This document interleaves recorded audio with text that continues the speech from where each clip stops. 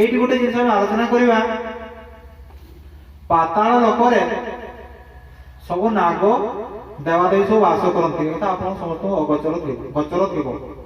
ସମସ୍ତେ ଜାଣିଥିବେ ଯେ ପାତାଳ ଲୋକରେ ନାଗମାତା, ନାଗଦେବୀ, ନାଗଦେବତା ସେମାନେ ବସବାସ କରନ୍ତି। ଆଉ ଭଗବାନଙ୍କ ଶିବଙ୍କର ବେକକୁ ଦେଖିଥିବେ ନା, ଭଗବାନ ଶିବଙ୍କ ବେକରେ ଗୋଟେ ସର୍ପଟେ ଗୁଡେଇକି ଥାଏ, ଦେଖିଛନ୍ତି ନା? ଗୋଟେ ସର୍ପଟେ ତାଙ୍କ ବେକରେ ଗୁଡେଇକି ଥାଏ। ବର୍ତ୍ତମାନର ପୁରୁଷ ଏବଂ ନାରୀ ମାନେ କଣ କରୁଛନ୍ତି ନା, ବେକରେ ସୁନା ଚେନ୍ ପିନ୍ଧୁଛନ୍ତି, ରୂପା ଚେନ୍ ପିନ୍ଧୁଛନ୍ତି, ବିଭିନ୍ନ ପ୍ରକାର ସୁନାରେ, ରୂପାରେ, ହୀରାରେ ନିଜକୁ ଭୂଷଣ କରୁଛନ୍ତି। କିନ୍ତୁ ଦେବାଦେବ ମହାଦେବ ତାଙ୍କ ପ୍ରକୃତି ନୀତି ସବୁ ଅଲଗା ଥିଲା। ସେ କଣ କରୁଥିଲେ ନା, ତାଙ୍କ ବେକରେ ହଳାହଳ ବିଷଧାରୀ ଗୋଟେ ସର୍ପକୁ ସେ ଧାରଣ କରନ୍ତି ବା ବେକରେ ଗୋଡେଇଥାନ୍ତି। ସେ ସାପଟି ହଉଛି କଣ ନା, ସେ ହଉଛି ବାସୁକି ନାଗ। ବାସୁକି ନାଗ ହଉଛି ବହୁତ ବିଷଧର ସର୍ପ, ବିରାଟ ସର୍ପ। ତାର ଆକାରର ସୀମା ନାହିଁ, ସେ ନିରାକାର। ତଥାପି ସେ ମହାଦେବ କଣ କଲେ ନା, ତାକୁ ସେ ବେକରେ ଗୁଡେଇକି ରଖିଲେ।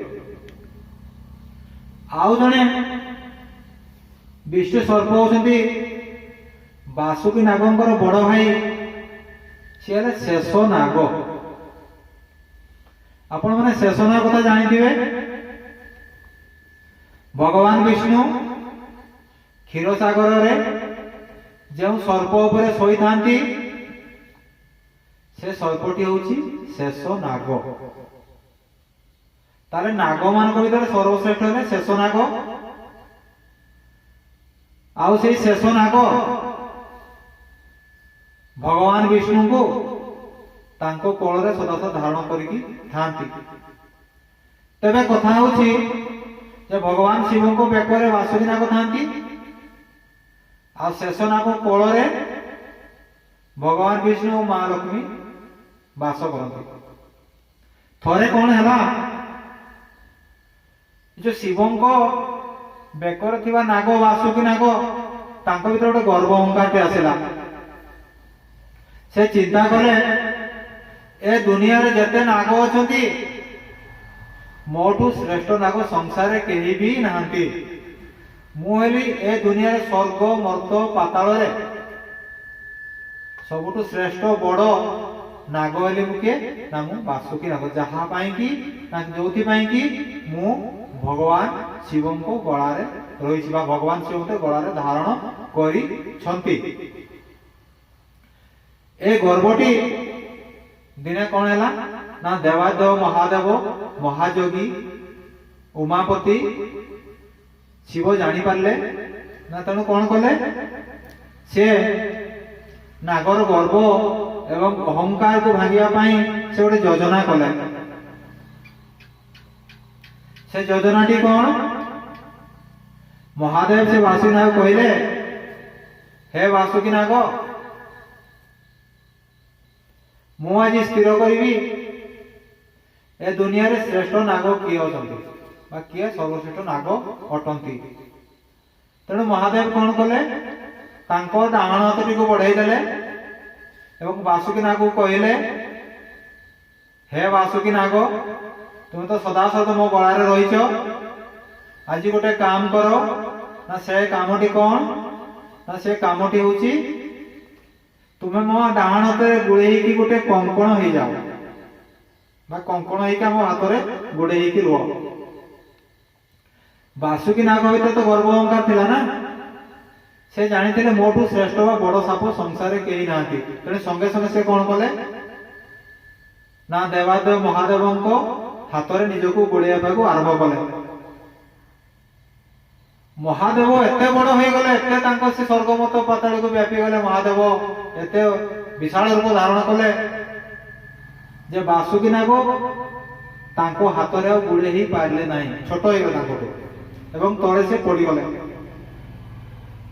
ସେଠି ସେ କଣ ହେଲା, ସେ ଭଗବାନ ଶିବଙ୍କ ପାଖରେ क्षमा प्रार्थना कले, हे जगाधिपति, हे देवाधिपति, हे जगतर पिता महादेव, मते क्षमा प्रदान करंतु। मो भितर गोटे गर्व थिला जे मोली सर्वश्रेष्ठ नाग, मोठो श्रेष्ठ नाग संसार कहीं नांती, तेणु ए मो गर्व पाई मते क्षमा करंतु। प्रकृत रे हे महादेव आपण सर्वश्रेष्ठ, आपण चिंतन ही सर्वश्रेष्ठ। ये हूँ गोटे परीक्षार कथा बा गर्व भांगार कथा। आउ गोटे भी गर्व कथा कहूँ मुझे केमती आउ गोटे गर्व भगवान महादेव एकादश रुद्र अवतार आउ द्वितीय गर्व को भांगी ना जेते बेले राम लक्ष्मण आउ रावण जड़े भाई सदानंद बोली जड़े रावण भाई थिले, से भाई संगे जेते बेले राम एवं रावण महायुद्ध चलीथिला, राम एवं रावण बहु युद्ध करी मध्य राम एवं रावण सेना बहु युद्ध करी भी रावणंकर भाई सदानंद को युद्ध रे परास्त करि पारि नथिले। से गोटे बर पाइथिले ना, से बरटी कौन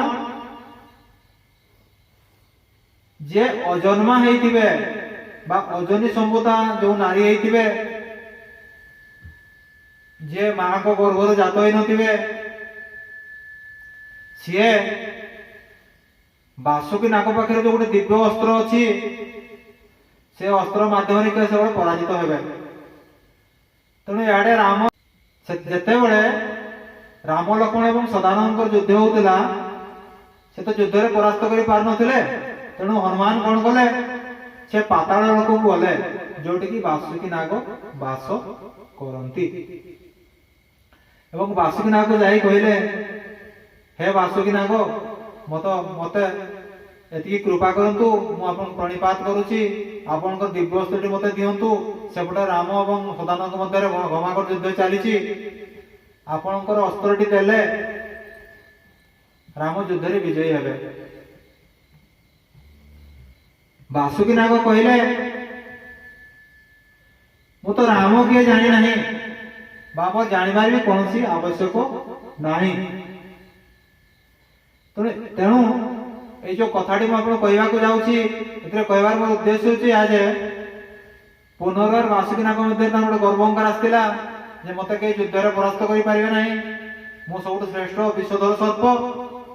तेणु बासुकी नाग कौन कले, हनुमान को साधारण हेय ज्ञान कले। से गोटे शर्त है जदि हनुमान कहले, हे बासुकी नाग जे तुम्हें मत युद्ध में परास्त करिवो, ताहले मु तुमर कथा मानिबी।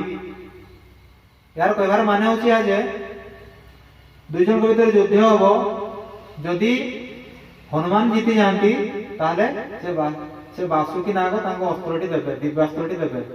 आ जदि हनुमान हार जाती ताहले से तांको देबे नहीं। तेणु रामंको नाम नहीं, रामंकर परम सेवक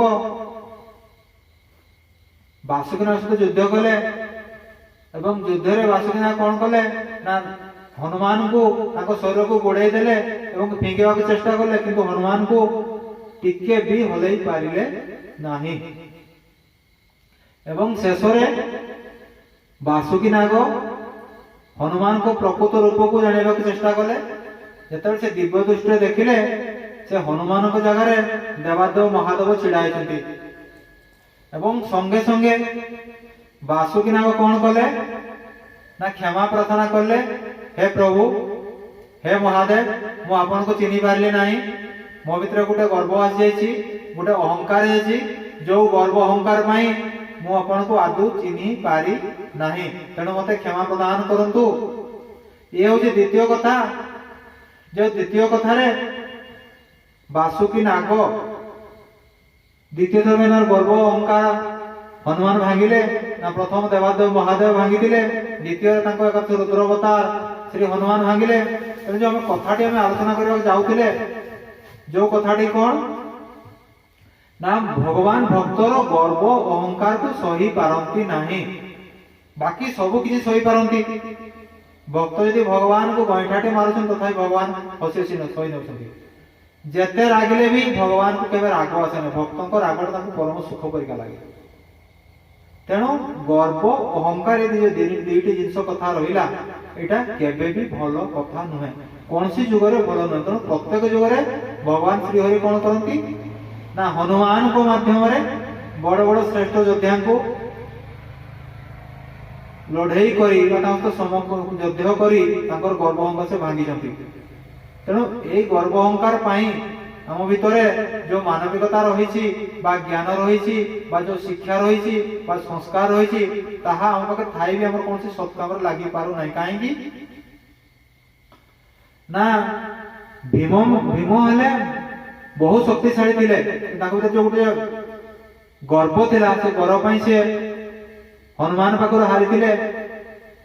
ଆଉ ଆଜି ଯଦି ଶାସ୍ତ୍ର ମତ ଅନୁସାରେ ଯଦି ଅର୍ଜୁନଙ୍କର ଶ୍ରେଷ୍ଠ ଧନୁଧାରୀ ହେଇବି ଯଦି ସେ ଶ୍ରେଷ୍ଠ ଧନୁଧାରୀ ହେଇପାରିଲେ ନାହିଁ, ସେଟା ତାଙ୍କର ଅହଙ୍କାର।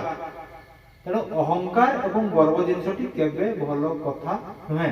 ତେଣୁ ତା ପାଖକୁ ସଦାସର୍ବଦା ଦୂରରେ ରୁହନ୍ତୁ। ବୋଲ ସିୟାବର ରାମଚନ୍ଦ୍ର କି ଜୟ। ହର ହର ମହାଦେବ। ଜୟ ଶ୍ରୀରାମ।